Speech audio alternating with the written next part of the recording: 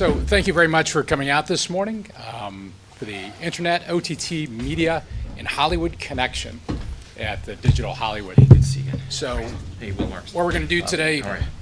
we're going to just find out a little bit about the audience. Then we're going to introduce our panelists. Then we're going to talk about some of the things that have changed in the market since we've gotten together last year.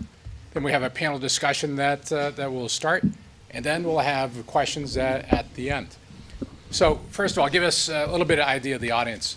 So give us an idea, how many folks in the audience are from the production side of it? Okay? And how many from the technology side of the business? Oh, okay, there we go. So that answers your question about technology. And then business development side. Okay, good. We've got a good mixture of the audience. Who ran into traffic in Los Angeles this morning, just out of curiosity? Wow, only half the audience. That's pretty good. We were talking about New York. You have some serious traffic there, and last year it took me 2 hours to get here from Hollywood. Today I found a shortcut going through Mulholland. It took me about 30 minutes, so it's a good tip getting out of here. Okay, so I'm Steve Wong with Hewlett-Packard. I run the business development for the media and entertainment group. And we're just going to introduce our panel members, and if you can tell us a little bit about yourself, I'm going to go through the list and just a brief background of the stuff you guys are working on. So we'll start out with Fabian. I'm Fabian. I'm the CEO and founder of W12 Studios. We're a digital design agency based in London. We work on various media and technology solutions around Europe and North America, developing a lot of OTT and media propositions in the TV space and the music space. So work with Red Bull and Verizon and CNN and broadcasters and consumer electronics companies on essentially thinking about the future of entertainment. Wow, well, thanks. We're here to talk about the future, so that's perfect. Sure. And Will? Cool. Will Marks from Ovation Television, and been in the space for about 15 years. Former Disney guy, former Comcast guy. And even though we didn't work together, you did some great work for us over at Intel Media when I was with the Intel team. So yay, thank you. And just happy to be here this morning. Well, thanks for being here. And again, I have to apologize. I sort of hijacked Will and Stephen downstairs. We got into a great conversation about what we're talking about here today. So I apologize for that. So Evan, tell us about yourself. Hey, Evan Greenberg. I run audience development for a company called TAP. We make custom subscription video on demand channels for personalities and organizations. In the past, we've had some political channels like Herman Cain and Sarah Palin. We have a pretty strong foothold in the faith space. And then we'll soon be moving into, more lifestyle, sports, a bunch of other things. Great, thank you very much. Stephen flew all the way from New York, so appreciate flying out. Happy to be here. Stephen Strong, I'm the head of revenue for Newsy. We're an 8-year-old video news provider targeting the millennial space. So a lot of short-form content we put together into long-form experiences. Last year at this time, OTT was a small fraction of our business, and now it's the majority. A lot of our audience are cord cutters or have never had cable, so we fit really well into that space. Before I was here, I was at AOL and then Viacom before that. Good, thanks. And Ted. Hi, Ted Malone. I work for Ericsson in our strategy team for TV and media. Ericsson's one of the largest providers, actually, of TV and media software for both for broadcast television, kind of the whole value chain from compression and acquisition all the way through distribution and consumption. So really the whole platform end to end. We're also right now, because I'm more focused on strategy, mainly working on our next-gen platforms, which are all kind of cloud-based TV and media solutions, very modular, microservice-y kinds of things that make it easier for new entrants to take advantage of some of the robust enterprise TV and media software we have. Oh, that's great. So a hand for our panel, please, today for coming out. Okay, as you can see, we've got a great cross-reference of content creators, technology, and social media folks and marketing folks. So I think the things that we're going to touch base today are going to be addressed or could be addressed. So again, we want some audience interaction, so if you have any questions, We have some at the end, but if you have some during the talks, I mean, just please raise your hand. So we're going to go through a quick snapshot of what's going on in the market, the changes that we've seen. Some of this stuff has come from Hewlett-Packard, what we're seeing just around the world with our Fortune 500 clients, of the big changes, the big things that are happening, and also some other information specifically for the media and entertainment space. Who has folks at MIPCOM this week? Anyone? Okay. So I'm just going to give you some of the quick things that are going on there. Just grab some headlines. So Comcast, Time Warner, Sky Germany, Kabel Deutschland, excuse the pronunciation, Indian Sun Direct, French Orange, Mexico's Telemex, China's Telecom ranks as the world's most powerful global distributors. Which is, when you think of who distributes stuff, where's Warner Brothers and folks like that. So the world is changing. Since the launch of Netflix in 2010, 50 new mainstream SVOD platforms have launched around the world. Multi-screen viewing habits are increasingly at the core of content providers' strategies, and we're going to hear some of that today. And at the end, if anyone wants these PowerPoints, I'll send them to you. This is an interesting point that came up this week. 75% of online video viewers watched a video on a smartphone in 2015. 75%, that's a huge number of that Chinese audience. And you've probably heard about YouTube launching YouTube Unplugged, which is going to be a bundled OTT service. That came out last week, or this week. So here's some of the key trends that we see changing the world in business, but also will affect Hollywood in a number of ways. The innovation disruption is really changing. We started out with mainframe computers, and we did client servers, the internet, and now obviously the cloud is the big thing. When you think of this, not only in production of movies and television shows, but the entire workflow of that. So that is hugely changing this year. When you take a look at security breaches, the average security breach is $8.6 million. We hear Sony, but there's so many other things going on that we need to be aware of. You look at the amount of data that's generated. By 2020, they say 35 zettabytes. An enormous amount of information that's out there. Information about your clients, about you, about these connected devices that's out there. So what that requires storage. I mean, just as a quick snapshot, 60 seconds, 98,000 tweets, almost 700,000 Google searches, 168 million emails are sent, and 217 new mobile users every 60 seconds. So I just want to get back to that. So mobility is one of the huge factors that's changing. And again, as they say, if you're not addressing your mobile audience, someone else is. So some just quick things. The number one investment that we see is Hewlett-Packard is folks are investing in mobility. So not only is it just people watching things on their phones, but how people do things in their normal business. It's focused on mobility. So you have to think about a mobile strategy if you're creating content or if you're distributing content. So this is an interesting thing. We take a look at 2010. The worldwide population was almost 7 billion people. There are about 12.5 billion devices. So everyone had a mobile phone and a laptop. So when we look to 2020, we see the population growing to almost 8 billion. But look at the connected devices, 100 billion for 7.6 billion people. How's that possible? Again, 1 trillion applications, and again, zettabytes of data that's going on. Some of the things, thanks to Ted, we see things happening like stress rising in people. If you have a rebuffering issue, basically your stress rises to 34%. This is kind of an interesting thing on this. A 2-second delay watching a video is going to increase your stress by 3%. But once that video starts and it stops, you increase that stress by 15%. I mean, you're engaged, you watch it, and all of a sudden there's a delay. So this is what I thought was really, really interesting.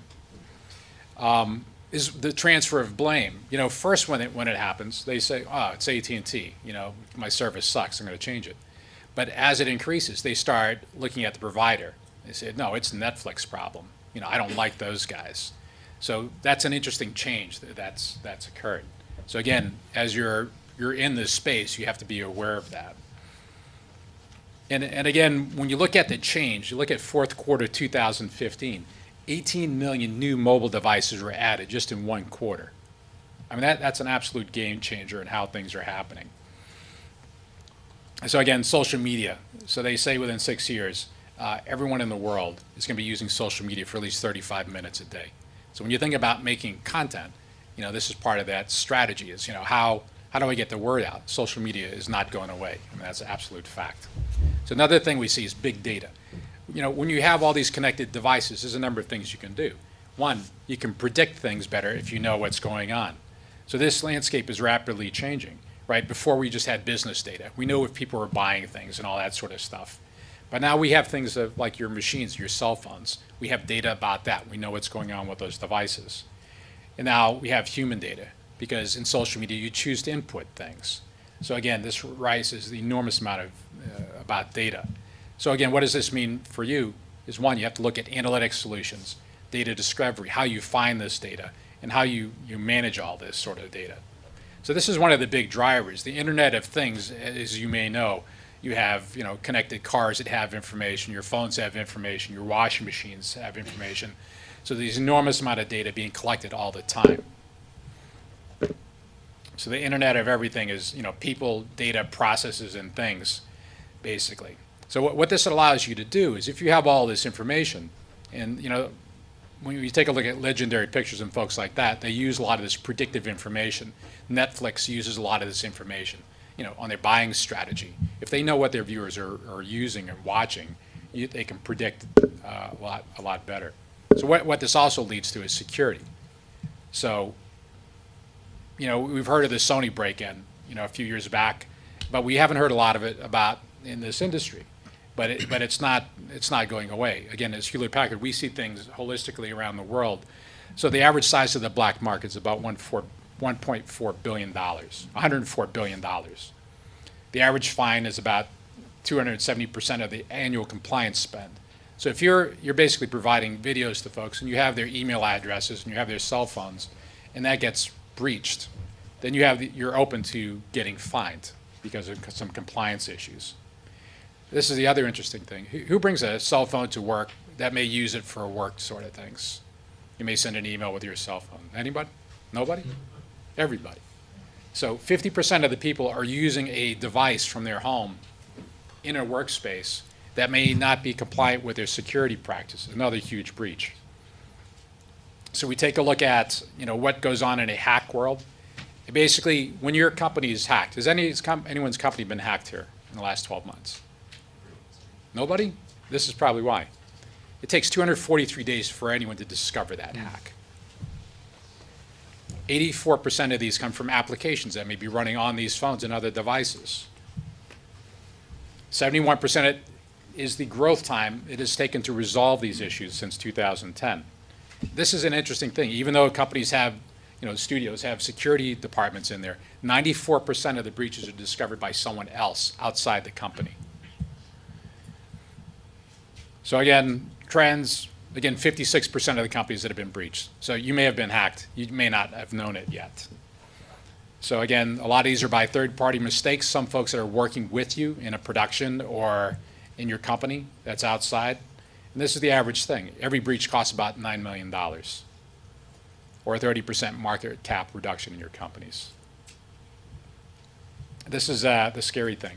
This is the big trend that we see happening around the world that I'm sure is going to happen in this time really soon. It's called this malware called ransomware. So what these people do is they go into your system and they don't delete your data. They just hijack it. So imagine if you're on a shoot, you're shooting a movie, and you're out there for, 8 weeks, and all of a sudden everyone out there gets hijacked. No one can access their editing systems, no one can access their phones and all that, and you get an email from someone that says, I want $2 million and I'll release all this stuff. This is a huge growth area for security that in Hollywood we need to be aware of because it's happening. So you've got to basically buy it. You've got to balance things. From your users, you can't lock them down because they're not going to use the things. You've got to balance that for protecting your data and your user experience. So I just run through quickly the cloud. That's the other big thing, as you know. Things are moving from applications to workloads to the clouds. software as a service, that's a big trend that we see. And basically hybrid solutions where people have servers in their own facility, but they also want it in the cloud. And everyone's moving to a services type of model that we'll talk about. So what happens when Hollywood's moved to the cloud, we see optimization.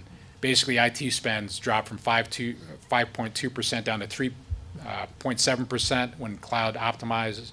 And applications, when you're moving OTT applications out, we see application updates from 2010 were about 4 a year, and in 2020 we see about 120 a year.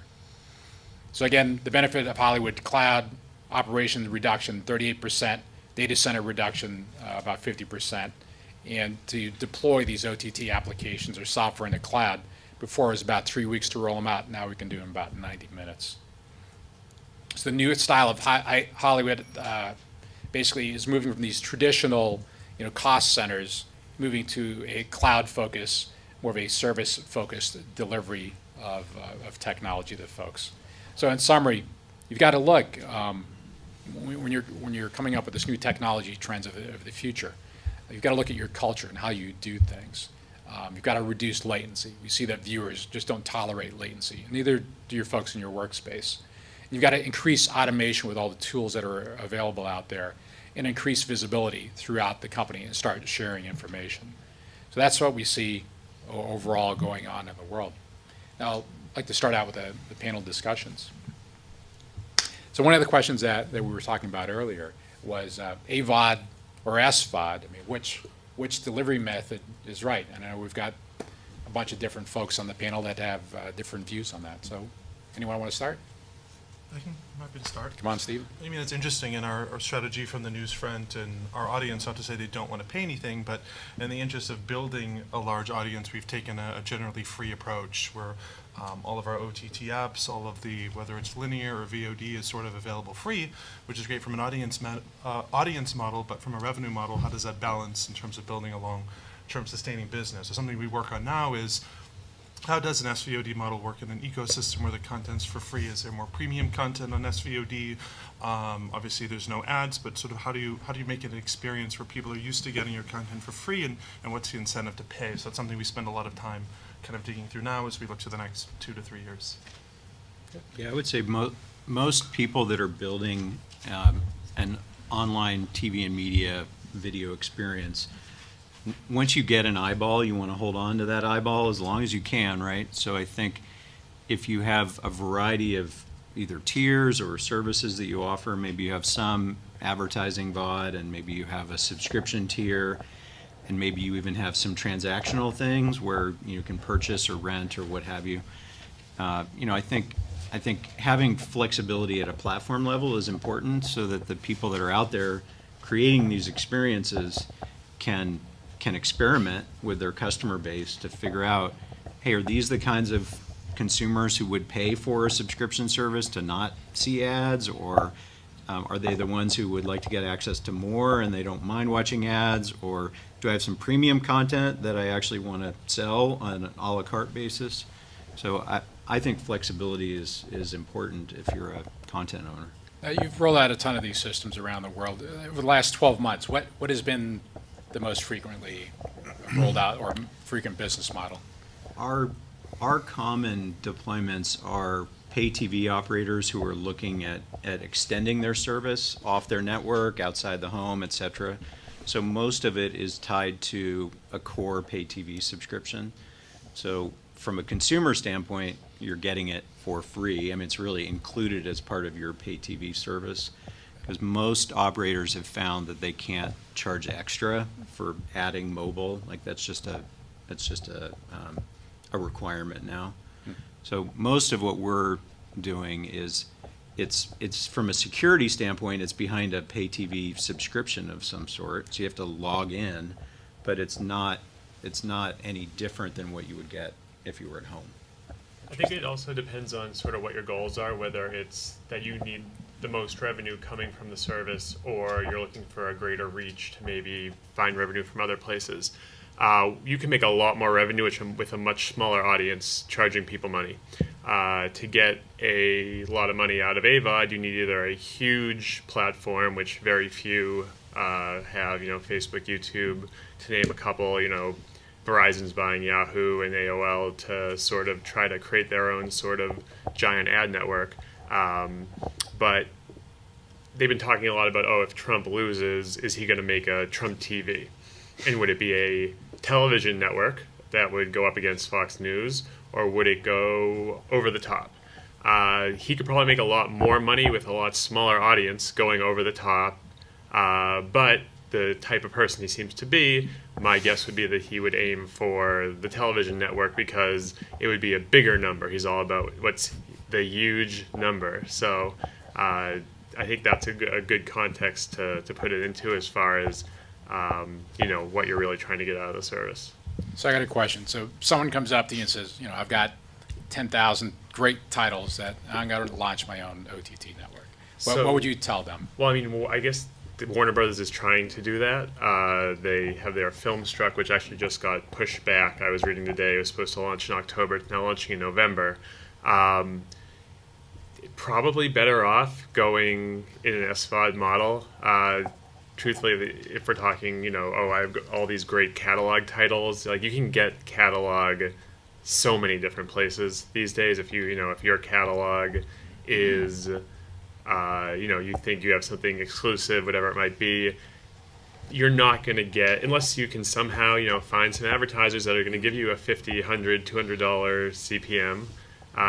But there's just so much ad inventory on the internet right now that CPMs really aren't that high. Well, it also goes to the category. In other words, they're looking at film product, which I think because they own those libraries and they have the deep, the specific deep libraries, and they're not syndicating that to other places at the same time, they can do, to your point about a subscription model, doing AVOD on these Kurosawa movies that they have in that product is a little harder to do, to your point about that. You're not going to get millions of people watching it on a given night. So my response to the question is, yeah, I think it has a lot to do with the content. What's the category? Who's your customer? Are you super serving them? So in 30 seconds or less, we're looking at a travel OTT play, which we clearly see as an AVOD play, but we have something that we're looking at in the film space, which is very catalog driven, very deep, and that's clearly an SVOD play. So it really come for us as a TV network, as a production entity, as a distributor ourselves, we look at it by category more than just there's sort of one answer to all the pots.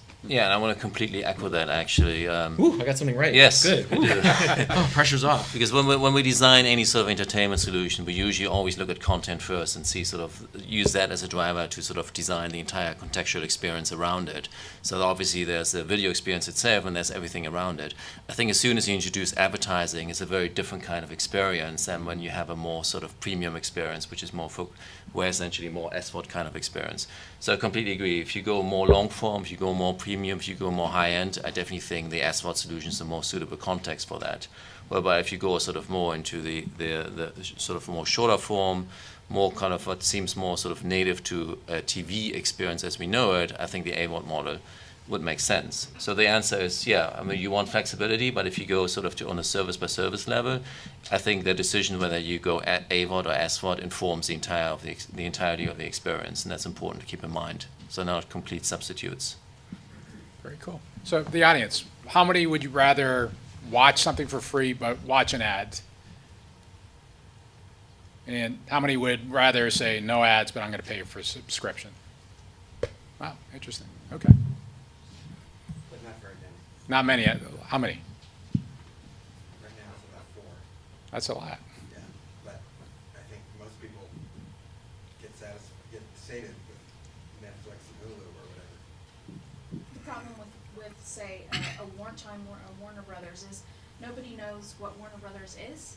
Like, consumers don't know what Warner Brothers is. They know titles of movies, but they don't know a company. So I wouldn't subscribe to a Warner Brothers because I don't know what they have. Yeah, and they're But branding all those it. movies are all the other places I can Yeah. subscribe to. They're branding it as Filmstruck, which is, no different than what you're saying with Warner Brothers. It's a brand new. It even has less recognition because it's literally they're making it up. So that does go to your point that even launching under the studio. A lot of people don't know studios, but if you're going to try to make a new brand out of it, that's a whole other exercise in branding as well. And I have to agree with you because, part of my job is to talk to most of the studios or all the studios in town. And that's what they say. Unless you're a Disney, they have a great brand.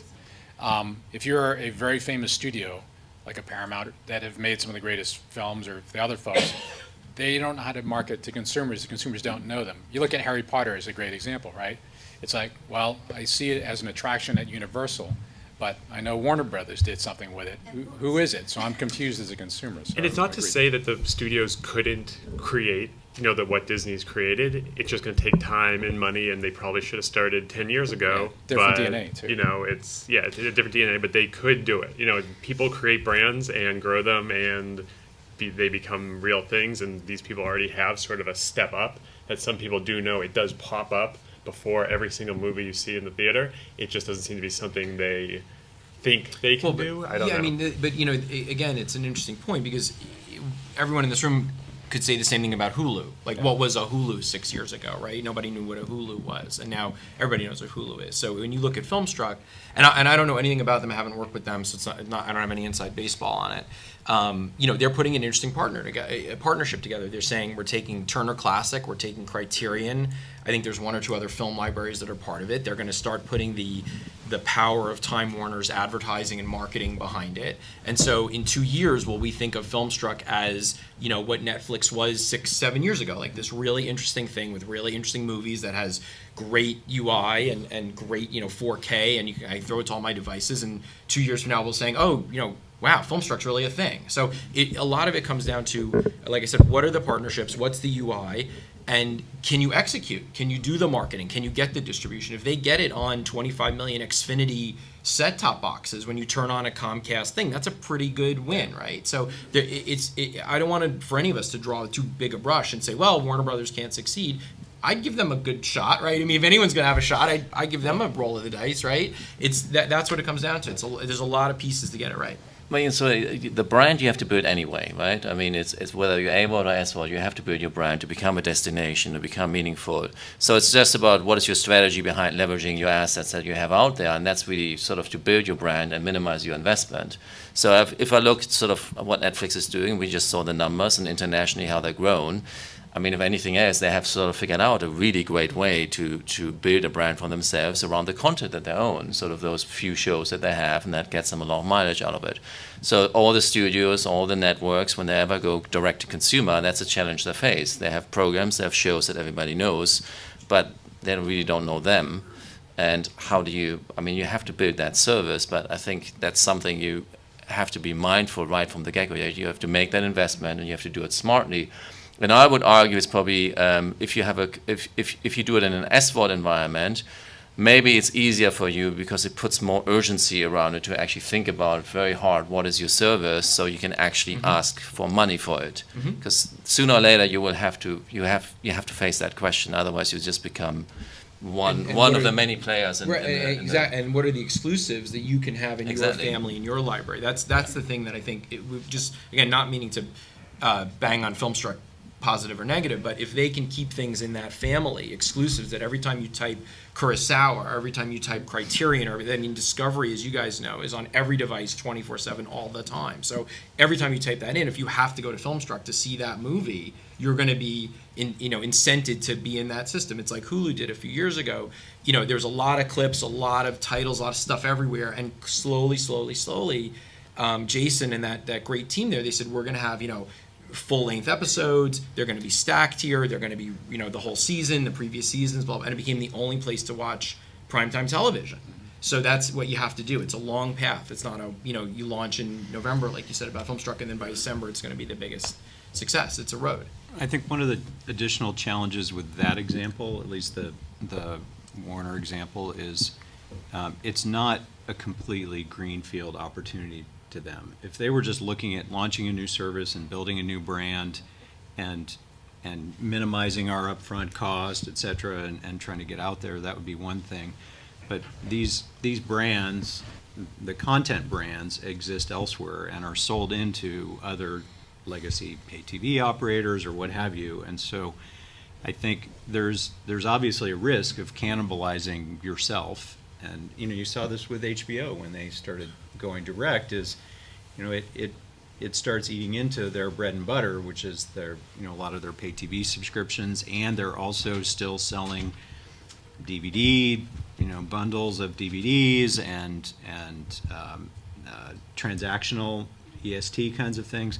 So when you're looking at creating a new service like this, you're not building Netflix from scratch, right? You're actually looking at building a new service, and turning one knob over here might mean these other knobs over here get turned, whether you meant for them to or not. I mean, So, that's a fact, right? yeah, I mean, when they and you don't launch a wanna- service, you're gonna piss someone off. Right. You don't want to. Was the old saying the analog dollars and digital dimes or whatever? I mean, you don't want to like celebrate creating something new and then realize you just you killed the golden goose. Right, but I think that you have to look at that and say, 5 years down the road, I know my DVD business is going to go down. When do I cut that off? When do I move to this new model? You're right. It's a ballsy thing, but and everyone's driven quarterly, in this country. So that's a challenge. You'd rather put that off to the next guy that may be CEO of that division or president of that division. The guy that makes that call and says, you know what, we're going to do it now. We're going to take a loss in 2 quarters, but we'll come up in the 3rd quarter. That's a big challenge. And that adds to another part of the challenge that, they are doing analysis. They're seeing, okay, these movies aren't being bought on DVD anymore, for example. Let's throw them into this service. But maybe there's a reason that, people aren't buying the DVDs Yeah. anymore. They don't want to watch it. So if you just fill a service with the stuff no one wants to watch, then, they're not going to come watch it anyway. I mean, that's a good point. So you've got a library, that may be 20 or 30 years old. Why not shoot something new with a new flavor and feel to it? Ghostbusters or, whatever. It's just different. Even though we have the rights to it, maybe folks don't want to watch it that way anymore. Interesting. But again, you have something like MGM, which has very few new things in production, but that library still throws off a few $100 million a year. So, I think you have to do, again, there's no right or wrong answer, right? You have to be cannibalizing yourself while you're still in business.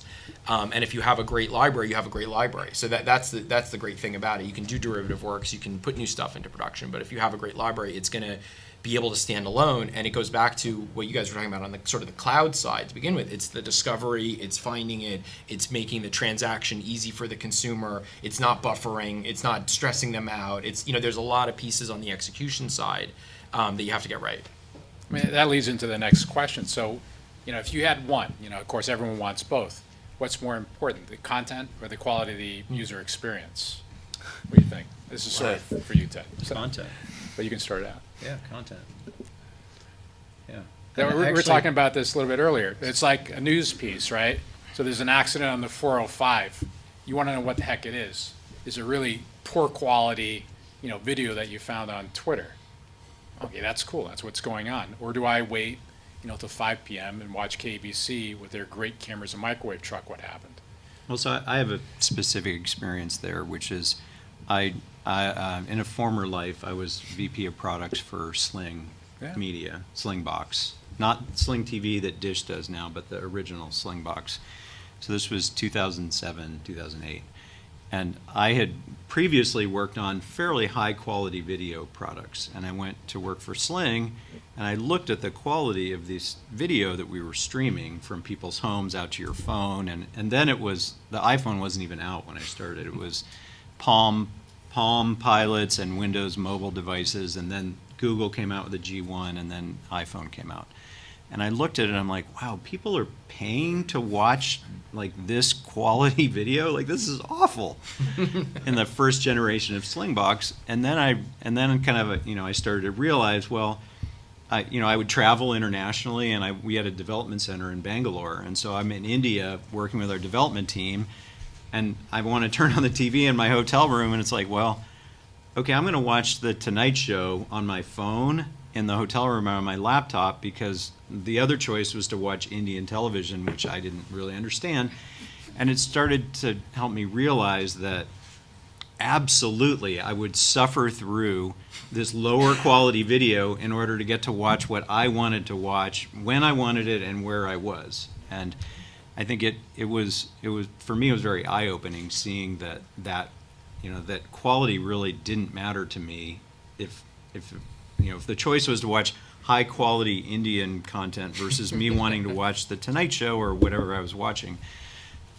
It was no contest, right? And so then I realized that the guys who had founded Sling, the reason they founded it was because they were really frustrated with the Major League Baseball blackout rules. Oh, funny. And they wanted to get access to their baseball games on their phones, and MLB, even to this day, blacks out local games on your MLB, if you subscribe to MLB on your phone. So it started, so to me, hands down, I know we released the research showing the stress associated with buffering, but And this is the hands- guy that makes the technology to make that user experience hands better. down, the content still is more important. Interesting. But to your point about news, like maybe there is some sort of argument that it's category specific. Maybe for news where there's a sense of urgency, the user experience is more important, but something like travel, obviously the content is more important. Well, I mean, we can probably debate what quality really means. I mean, obviously buffering is really bad, and the best user experience can't make up for the fact if you cannot watch the video. Right. But I think in general, when you think about how you create the user experience around the content, usually the two of them have to go hand in hand. So, you know, the user experience somewhat expresses what the content is all about. So, you know, you can argue that the user experience of YouTube is not really all that great. But a lot of the content of YouTube, I hope there's nobody from YouTube here, but it's very, I mean, YouTube is It's also not that great. yeah, but it's also, but it works. It works quite successfully. You know, on the other hand, if you have more premium content, you want to have a more premium kind of context around the context. So the two really go hand in hand. Right, I think you Apart from the expect that fact when too, it doesn't right? work, it doesn't work. That's bad. Nothing can make up for it. It's like a great-looking car that doesn't drive. It's bad news. But at the end, it boils down to, like, you know, who's the audience, what they want, and what's the whole brand expression. Also, I think once the content is done, you know, it is the piece of content. It can't get any better. Whereas the technology is always improving, and you know, even if the experience isn't great today, a year from now it's going to be better, and 2 years from now it's going to be better. So, yeah, obviously you might have the stress. You might lose someone because there was buffering or the ad load got all messed up. But next year, that's a lot easier to fix than, you know, you're not going to rewrite the show. Yeah, so maybe I think the industry right now is going through a similar challenge around 4K Ultra HD, right? Which is, would you pay extra to get the same content in higher quality? And so far, the answer seems to be no. That HD, like if you're going to give me UHD as part of my subscription, sure, I'll take it. But if the choice is I can watch HD as part of my subscription or pay more to watch UHD, so far people are saying no. And I think to your point, there's a lot, as you know, there's a lot in the figuring out the elasticity of the pricing there. So for instance, when Sony had the 4K box on the market last year, they were pricing, you know, new films on that at like, and again, don't quote me, but it was like $39.99 or $45 or something. And then meanwhile on iTunes, that same film was $16.99 or $17. And then the rentals were also, you know, 2-3x. And it's that weird moment where, you know, and I remember one of the movies was Aloha that came out last Christmas, where, you know, I would rent it, I'd be happy to rent it for $5.99. And for the 4K version, I would have spent maybe an extra $1 or $2, but not double, not, you know, 40-50% more. So they have, you know, everyone who's a producer and then the distributor food chain needs to figure the price point out to do that, to make it you will upgrade to that extra experience. And for a lot of categories, you won't, but for a full-length feature, you might, but it has to be at the right price. Question, anyone in the audience have a 4K set? UHD set? Oh, okay, less than 1%. Are you going to pay more for that content for the 4K set? No. How about HDR? You have an HDR set? No. Would you pay more? If you did, if I gave you one today, would you pay double that price for that content? Yeah, there's a big difference in HDR, UHD, premium or HDR premium or And maybe the content depends, right? If you're watching the Super Bowl, maybe you want to see every detail to see if the guy was offsides or onside. Or if you're watching an opera, maybe. So the great point is, would anybody pay more for a great user experience? Right? I think probably not. I think that answers the question. I mean, Content is king. content is king. I hate Remains to king. say it as a designer, but it's true. Yeah, I mean, maybe with user experience and multi-platform experience and having full accessibility, maybe you pay more for. I'm not so sure, but in general, I think that people want simplicity around the user experience and take that for granted. Yeah, I think that's what it is. It's they take it for granted, they expect it, they won't stand for a poor user experience. It's the But baseline. that doesn't mean they'll pay for a good one. Like So I mean, Well, I think if you have bad user experience, you usually can't find the content. That's bad user experience. yeah. Yeah, I mean, going to the comment from the gentleman in the second row, I said this on the last season's panel, but maybe it's moved away from a monarchy to more of a democracy where maybe the content's the president, but yeah, the discovery and a bunch of the other things, they're part of it all as well, where, you know, it's no longer a king. The example I used was Louis C.K.'s show that he launched, you know, just he put up on his own website and didn't promote it at all, and now it's going to be going to Hulu, and I'm sure it's going to get a lot more buzz now that it's on Hulu. But you know, just having a great show and just putting it somewhere that no one knows where it is, it's not, you know, not the success formula these days. Well, in the last 12 months, would you think video platforms have become more flexible or the same? And what are your thoughts? The delivery platforms. I think they have. Yeah, I think, In what ways? Give us some examples. you know, I think if you look at the investments that the big vendors are doing, so Ericsson, Cisco, et cetera, or you look at what the cloud vendors are providing, Amazon with some of their media services, Azure has a bunch of media, Microsoft's cloud has a bunch of media services. I think, or MLBAM or some of the things that are happening in the OVP space. I think the quality of these platforms is getting to the point where you can rely on them to deliver a premium, you know, premium meaning people will pay for it, whether it's advertisers paying or consumers paying. Like, these are real standalone premium platforms, and it's not just used for cat videos and marketing purposes, but I mean, these, you can actually make money with these platforms now. And they can handle the scale. So They if can all of a handle sudden the that cat scale. video gets huge and you get, you know, They can handle the 200 scale, million they don't people. require an army of IT people to keep it running. They have flexibility around, you know, billing and monetization. I think we've come a long way. I don't know if it's in 12 months or in 3 years, but we've come a long way. interesting. There's a lot of options for people, for customers. Cool. Any other thoughts? I was just going to say, just to add on to that, I think there's probably some sort of shakeout that's going to happen, and by that, I think to your point, there's a flight to quality with some of these bigger distributors, tech firms in the space. We've been through a lot of meetings, a lot of vendor pitches, a lot of proposals, and there's still a lot of I'd say misinformation. You know, what are their real capabilities? How much do they really do first party versus they're really reselling someone else? You know, how much are they? You know, you get a pitch from a vendor, and then I should have just gone right to Ericsson to begin with, kind of thing. So I think that's still shaking out. That's why you're in the panel together. Bob. Exactly. I know. You don't even know. We need like a real cloud answer, like nobody's business. But that's the kind of stuff that I'm hoping will kind of, you know, there's always, when a new market opens, there's always sort of these random players that claim they do all the spots, and then you see really who comes in the second wave and really knows what they're doing. And so I think that's going to happen over the next like 36 months or so. You're really going to see a dramatic shakeout and narrowing of that.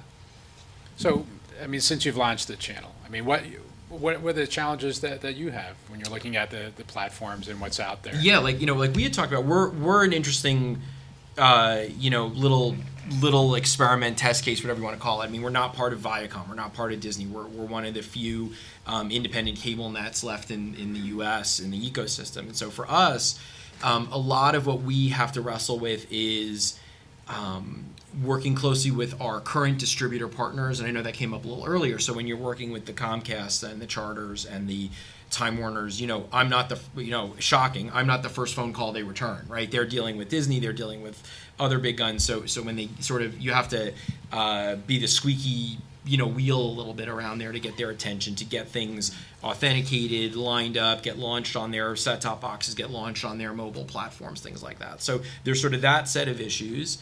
And then, like I was saying, just on the tech side, it's sort of finding the right partners, seeing who's really good in the space, who really can be a long-term partner with us, and then, you know, frankly, you know, we may not be able to afford an Ericsson or an HP or something like that. You guys may just be too big for us at this stage. So how do you find a smaller, nimble partner that can grow with you, and then at some point, hopefully in success, we are big enough to need an Ericsson, an HP, someone like that to do our cloud and do our back end and our back iron and everything. So that's the kind of stuff we wrestle with all the time.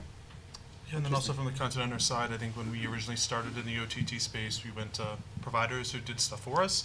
As it grew and became expensive, we built a framework ourselves so we could kind of run everywhere. But the interesting thing is, with new platforms, as we look to launch a service on set-top boxes, we sort of have this sort of struggle. Do we do it ourselves? Should we go to people who are experts in the space? And then when we grow, do we kind of reevaluate? So it's constantly a struggle versus kind of time, resources, cost, and scale. Interesting.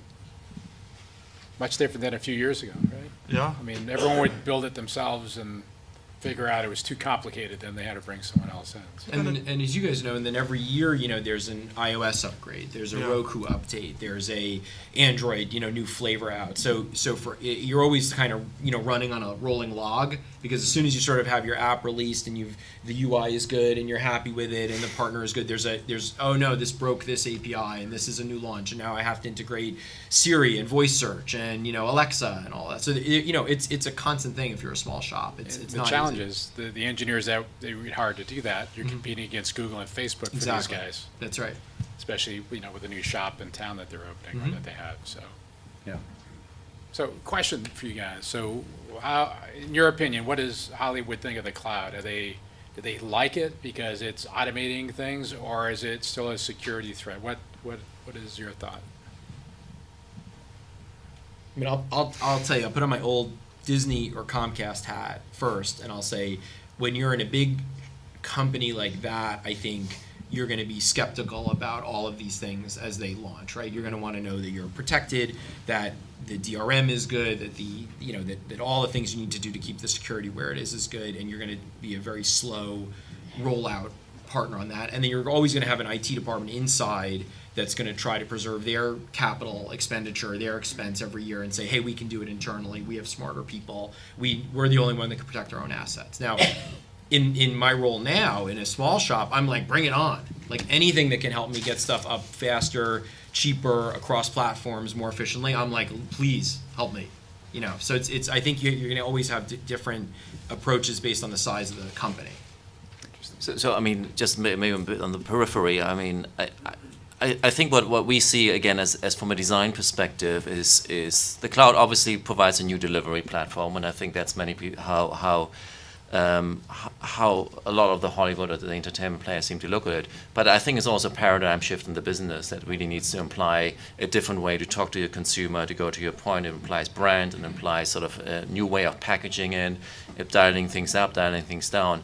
And I think that is sort of as a new opportunity emerges, I think you really need to sort of make that shift, that you're competing in a different space. You go now have the opportunity to go more direct to consumer, which means you have to think about your brand, you have to think about how you monetize it, you have to think about sort of quality issues, and all of these things you have to think about that other people were thinking about beforehand. And I think that just from a design perspective, so a lot of our clients that we talk to, the people who usually think about those things, you usually don't find those within those departments, within the organizations that really think about that, who think about the cloud. No offense to anybody, they're really techie and engineering. They're not branding people. So I think sort of that ecosystem needs to shift all around to really be successful at bringing this, fully leveraging the opportunity, what the technology can offer. I think for the big studios at least, most of their internal IT departments are already moving over to virtualization and cloud tech in their internal operations. So I think most enterprise IT people understand the benefit of virtualization versus managing hardware, and the ability to just pull something out and stick another machine in. I think most people like that because it gives them a lot more reliability than in the old days when they had to manage servers and things. So I don't think cloud tech in general is scary to any of the Which is a change. studios. A few years ago, you walk into a studio and they'd say, cloud, I'm not going to put my assets up there. Well, but so that's where, like public cloud, when you Right. start talking about AWS or Azure or what have you, I think then you start talking about the economics, you start talking about the reliability or the effort it takes to get the reliability that Right. you want. Cost again, right? Because the more you distribute your service across either multiple cloud, even I used to work at Microsoft. I was surprised how much Apple runs on Microsoft's cloud.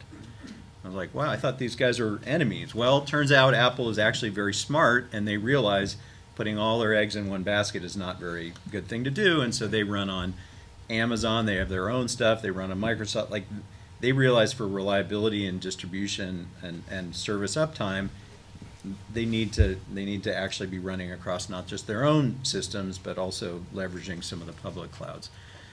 But it gets expensive if you're not careful, especially with media, because egress costs can kill you. So. Yeah, I think Netflix is trying to build their own, but they've been on Amazon's cloud for quite a while. And they love Amazon. Yeah. I mean, it's an interesting thing because you've got that SLA. You know, if the contract's written correctly and that thing goes down, yeah, internally you just fire some guys. But if it's a big company, you know, like Hewlett Packard or Amazon, you know, you get a big check. So that's the difference for something like that. Well, that was for us our first cloud platform we were building was on Azure, and Azure's standard SLA is like 2.5 nines or something. It's like 99.995. I mean, it's like you're not going to run a pay system of any kind at that level of reliability because you can count the downtimes that you're going to have. So we had to do some magic to try to distribute, put a few modules on AWS also for, you know, the high availability things, and we had to put extra effort into getting the level of reliability out of our platform that our customers demanded. Interesting. Let's see, we've got a few more minutes, so I'm going to open it up to questions, unless you guys want to add anything else to the talks. Okay, any specific questions from the audience? Yes, sir. So as far as the current state and then future, what about things like multi-layer alpha channel videos with multiple language tracks? So that theoretically, let's say this was news, we could have different inlays that are not part of a static piece of video, which is what everything you've been talking about so far, but like actual alpha channels where you have chunks on the screen that can be from different sources, like a web page delivered in the form of video, where you have different language capabilities. Who's able to do that now? Is that something where people are thinking much careful along the lines, like for example, for sports or something? We do that in our sports graph. So we have a sports graphic product where we do that already. So that's multi-channel audio. that Well, was mentioned. I think he's talking about multiple alpha channels. So overlaying, being able to overlay or highlight different Gotcha. parts. So maybe it's for ad insertion in a soccer thing or a baseball field where you might be layering an ad in, or some other thing. And so I think mezzanine or high quality assets are treated one way and then prepped and prepared for different. I mean, we run into this a lot when you've got operators that are adhering to different either local regulatory issues around certain content that can't be aired in certain regions, or at, you know, watershed times and you know, where you can't play. Like parental guidance is by time of day when it's broadcast, all kinds of things. So I think asset prep and streaming and things that is a fairly common thing in most, I think, of the media streaming platforms now, is the ability to define an asset and then decide how it's prepped and played out. I think from a news production standpoint, really quick, I think when we're on the scene shooting something, we think of how do we provide an immersive experience to the audience? Is it 360? Is it augmented reality? I think there are interesting things on news, but also probably something terrifying about being at a news scene as something's happening. So how do you balance that? Yes, sir. From the consumer perspective, who do you think is actually working on making the discovery of these various OTT offerings consumable? I mean, I don't think that the set-top OTT stores work. Samsung is a nightmare. I have Samsung at home. So then I do a search on Google and set up an account and struggle to get it on my TV set. I mean, it's fine to get it on your iPad because you're basically in a browser world. But on a TV set, I find it, really the best solution has been Amazon Prime, that's beginning to add Yeah, I was going to say Amazon Prime as well as Roku does a pretty good job with highlighting the top OTT stuff if you have a Roku player. Yeah, so searching across catalogs and then deep linking into the different catalogs. TiVo's been doing that for a while. I know they continue to invest in that. The Android, Google's been trying to do it with their Android TV products, both on set tops and, like, I have a Sony connected TV that runs Android TV, and it does some of what you're describing. I think the Amazon products, most of them do that okay. A lot of this, there are politics behind a lot of this. It's not just about the pure experience, but also, are you, or is the content, is whoever owns the catalog willing to allow a third party to index their metadata and then use it as part of a recommendation engine, not just search, but also for discovery, because I think you mentioned discovery. Yeah. Search is one thing, but discovery is also just the I don't know if I want to use this term, but sort of the slotting fees or the relationship. So I'd say you guys are talking about Amazon does a good job, Roku does a good job, very good take rates on those platforms, and so does Xfinity. The Comcast Xfinity platform is beautiful and it works really well. And so that comes down to the deal flow about where do you get your box. You know, if your product isn't named Aardvark, AARD, it's not first on the left in that thing, how do you get to the first in the left on that thing? So that would so that's a lot of it, exactly. Xbox has is done good a UI lot also. in this, and I think they, because they weren't investing heavily to compete with a lot of these people, I think they were somewhat more successful in being able to cross-link across these different And the brands. Sony UI is very good these days. Yeah. We've met with them a few times, and they're doing some good stuff over there. What you're describing essentially is chaos, I mean, from a consumer point of view. And part of that's what's been coming up with this whole unlock the box situation where, based on how that regulation comes down, that may become, Google may have free reign to do whatever they want, or it may still be in the situation where there are regulations and the providers can do whatever they want and, pay for play and all that stuff. So that regulation might actually be very important to how that works out. Well, I think obviously you also, the chaos is mostly driven by the volume of content being available. So you can find great solution within any respective services, and the data is available, and if you put all it together and you have the right design solution, it works. But obviously with that increased fragmentation, then all the stats that you showed beforehand, you're going to have a volume of content, and you unbundle content across left, right, and center. So there's a great opportunity for new services to come that actually bundle and to create meaningful ways for you to find the content that you want to find. That doesn't exist at this point, I would argue. I mean, everything you described is not, I would say, great. It's okay. It's not great. It's still frustrating to find the content you want. That's why usually still what you find in social networks, and that's usually the number one user journey that we talk with most of our clients that are not sort of big players. All that traffic comes from social. That's where people discover things. It's obviously outside your control, and it is somewhat accidental. So it's not perfect if you want to control your business. I think that's one of our biggest challenges as a small content owner is we're not preloaded on your smart TV or OTT device. So how do we drive people to download? When they download our app, they spend an hour per session, which is great, but there's a massive marketing buy. How do you sort of index the content where people are searching, and how do you drive people so they discover it? Because sort of like cable television, people may have 10 apps they use, and changing the channel or downloading an app, that's a different level of commitment. Okay, last question. Anyone? Well, there you go. I want to thank everyone for coming out. Thank our panel members. A round of applause. Thanks very much. Okay, thank you very much, folks, for coming out. Thank you. So yeah, it's good to see you. Thank you.